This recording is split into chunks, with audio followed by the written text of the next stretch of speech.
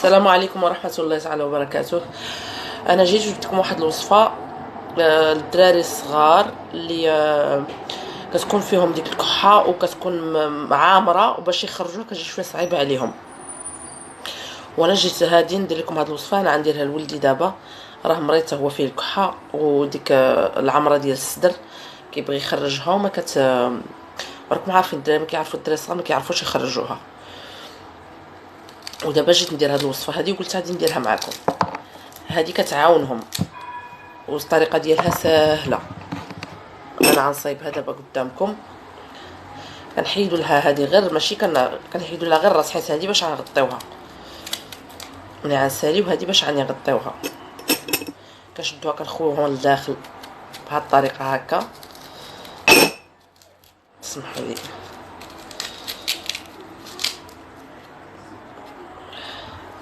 كتبقى على ولدي الكبير كانت زوينه، كتعمر، كدير ليه كتخوي ليه صدرو الصباح كيبقى يرد.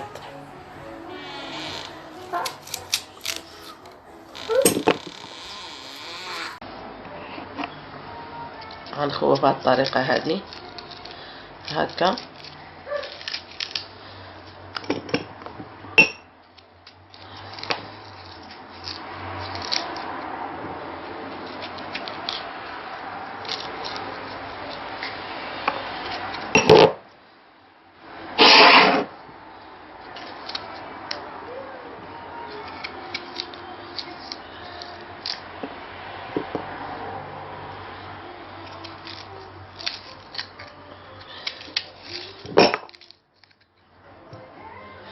ومن بعد كنعمروها بسنيده، كنديرو فيها سنيده وكنخليوها بحال مثلا درتها دابا انا في الصباح نخليها حتى العشيه. ومن الاحسن تعطيها للدري الصغير يكون في الصباح، كيكون باقي يلاه فايق وصدرو عامر محرحر، كيبقى يكحب ديك الكحبه عامره، ما لاقيش مسكين كيفاش يدير.